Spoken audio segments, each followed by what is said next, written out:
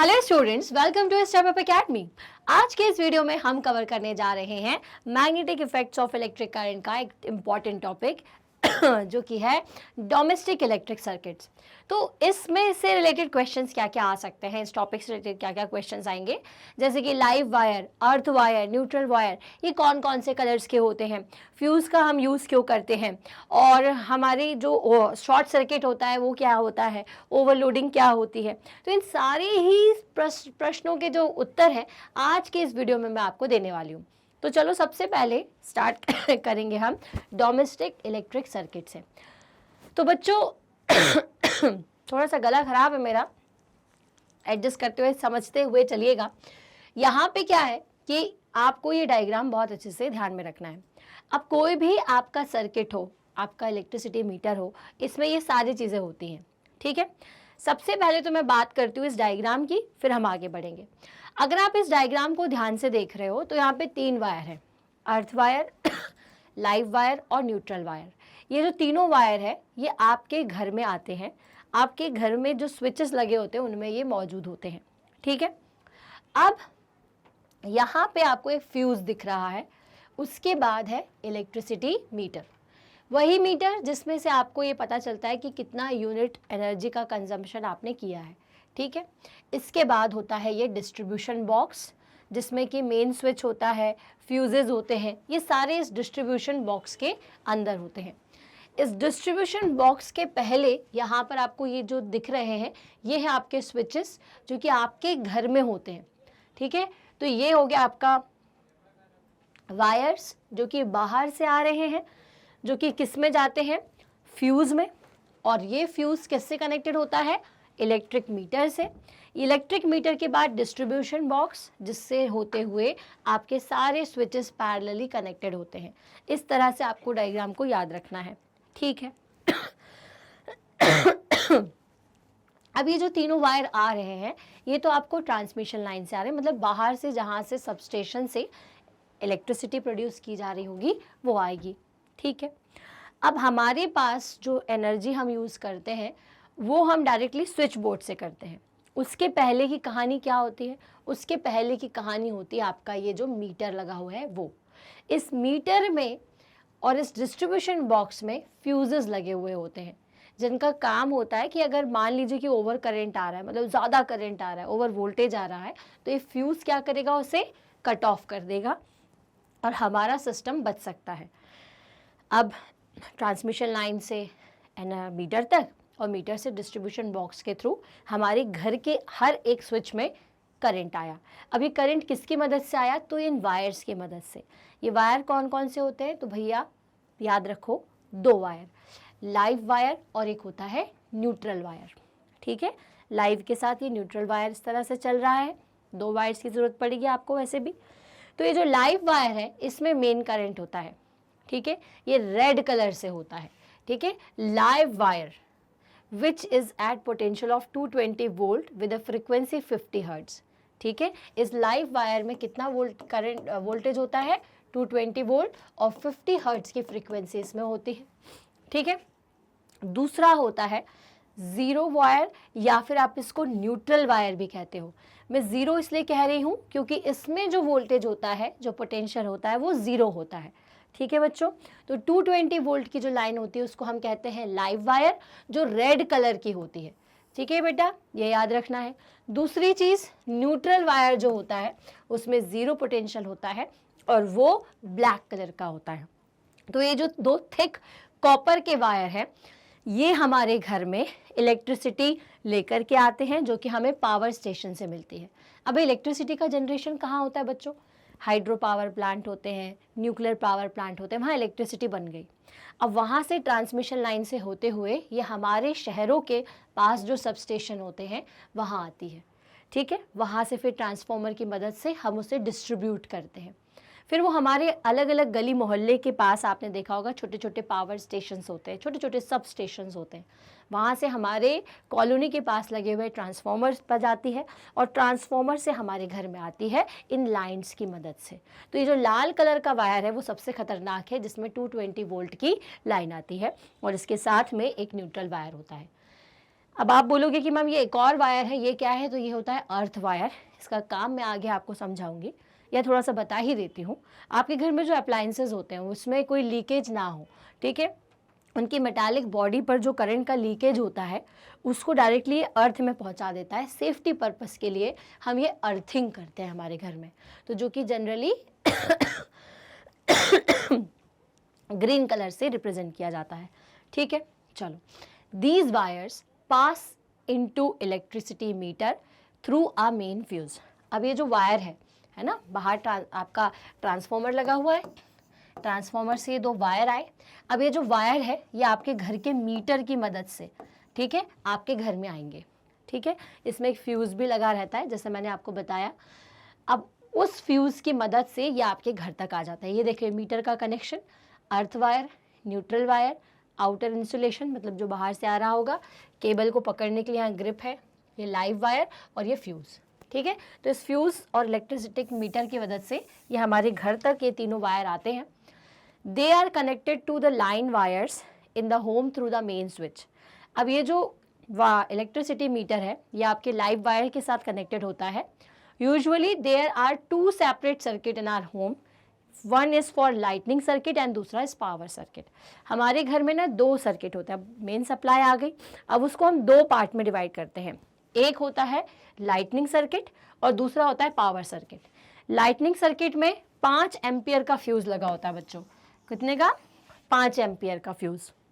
और जो एक और सर्किट होता है वो होता है पावर सर्किट। मतलब कि लाइन आई जिसको आपने दो पार्ट में डिवाइड कर दिया, एक सर्किट ये, एक सर्किट ये।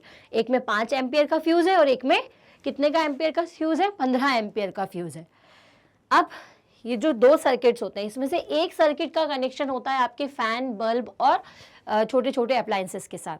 और जो बड़ी बड़ी चीज़ें हैं जैसे कि पावर प्लग आपके घर में लगा होता है फ्रिज के पास, या फिर बड़े बड़े पावर प्लग आपको अलग ही दिखाई देता है ना, बड़ा सा लगा रहता है। और जो नॉर्मल स्विचेस होते हैं जिससे फैन और आपके बल्ब वगैरह जलते हैं, तो पावर प्लग एक्चुअल में वो पावर सर्किट से आता है जिसमें फ्यूज़ कितने का लगा हुआ है?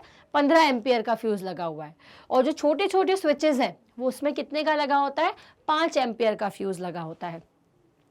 तो ये बड़े बड़े, जैसे आप कभी कभी होता है कि गर्मियों के टाइम पे हमारे पास पावर प्लग नहीं है, हम कहीं बैठे हुए हैं और हमें लग रहा है कि नहीं यार गर्मी लग रही है, और आप छोटे वाले फ्यूज़ में ही, आप छोटे वाले सर्किट में ही, अपने स्विच में ही प्लग को लगा देते हो।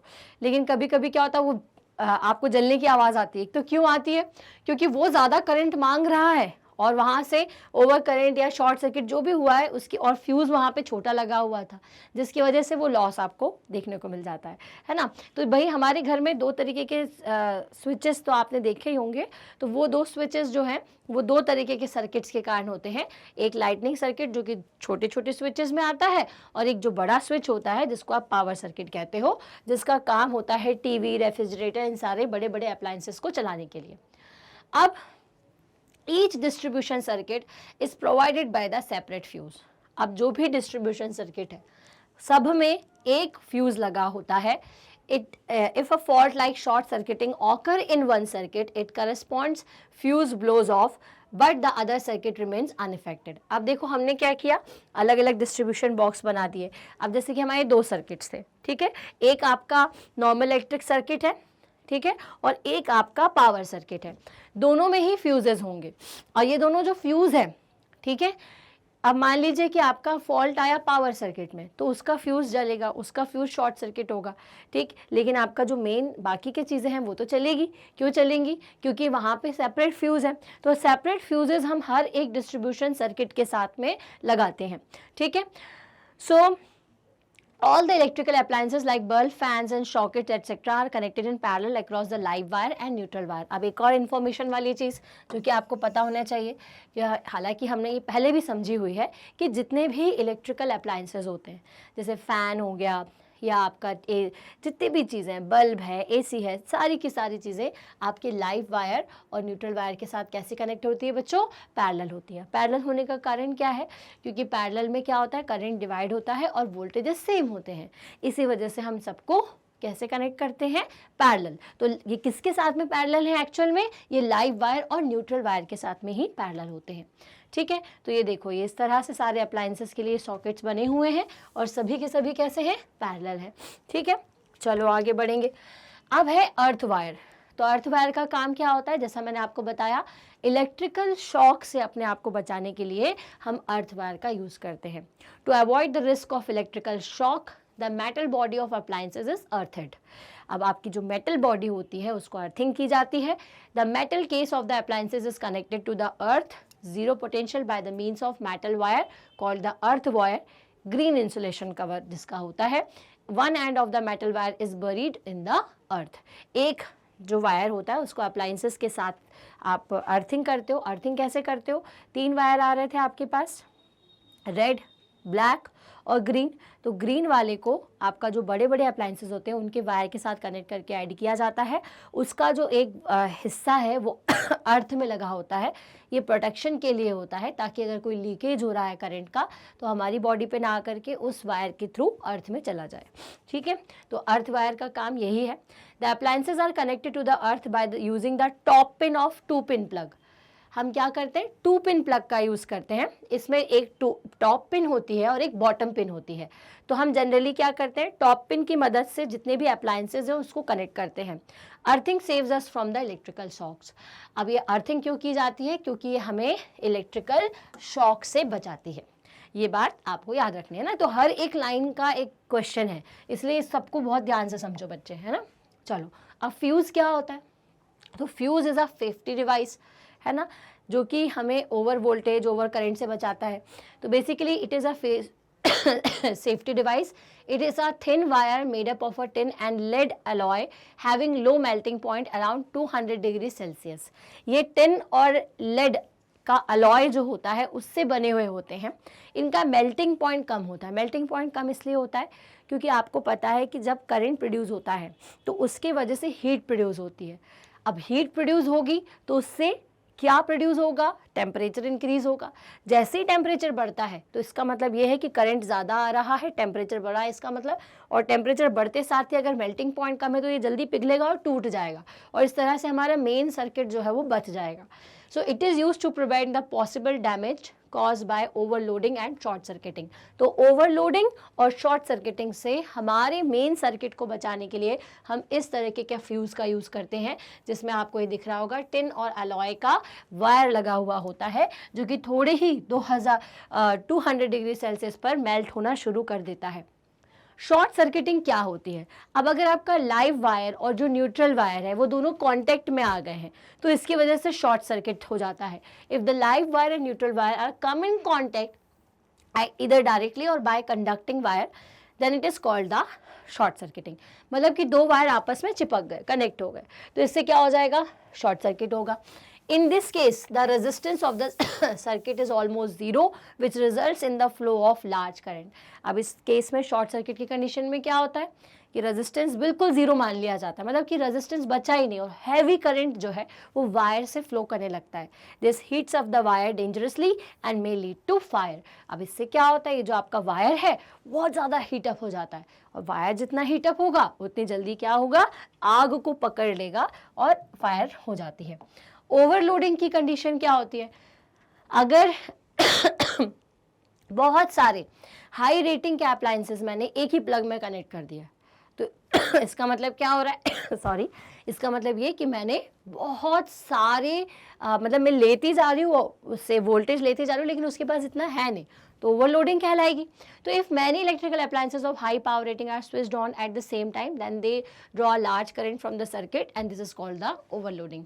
अब भाई बहुत सारे सर्किट्स को मैंने एक साथ कनेक्ट कर दिया, बहुत सारे अप्लायंसेस को मैंने एक साथ चालू कर दिया, तो उससे क्या होगा, सारे सर्किट चालू तो हो गए, सबने अपना अपना करंट बनाना शुरू कर दिया, लेकिन इससे क्या होगा, ओवर हो जाएगा, एकदम ओवरलोड हो जाएगा, तो इसको कहते हैं overloading. The large amount of current flowing through the wire excessively heats up the wire and may lead to fire.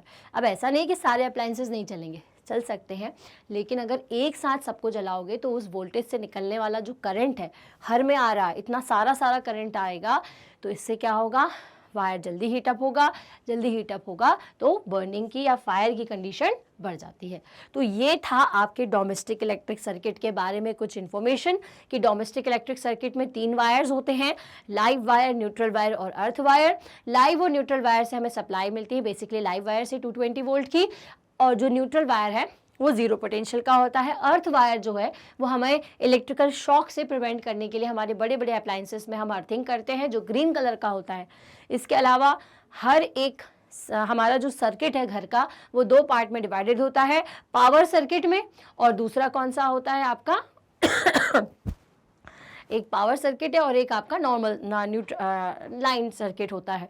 अब दोनों सर्किट में डिफरेंस ये है कि एक में 5 एम्पियर का फ्यूज़ होता है और एक में 15 एम्पियर का होता है। 15 एम्पियर का फ्यूज़ जो है वो बड़े बड़े अप्लायंसेस जैसे कि रेफ्रिजरेटर, एसी, टीवी, इन सब के लिए हम यूज़ करते हैं। तो जो पावर प्लग है वो एक्चुअल में 15 एम्पियर फ्यूज़ का ही आपको प्रोटेक्शन देता है, मतलब उसमें कि 15 एम्पियर का फ्यूज़ लगा हुआ होता है। ठीक है, अब इसके अलावा और हमने क्या जाना कि ओवर करंट क्या है, ओवर वोल्टिंग क्या है और शॉर्ट सर्किटिंग क्या है। तो आई होप ये जो वीडियो है आपके लिए हेल्पफुल रहा हो। एग्जाम में ये सारी चीज़ें पूछी जाती है, इसलिए ध्यान से देखिएगा। ऐसे ही सारे वीडियो को देखने के लिए स्टेप अप एकेडमी को देखते रहिए, सब्सक्राइब करिए, और इस वीडियो को इतने अच्छे से देखने के लिए थैंक्स फॉर वॉचिंग।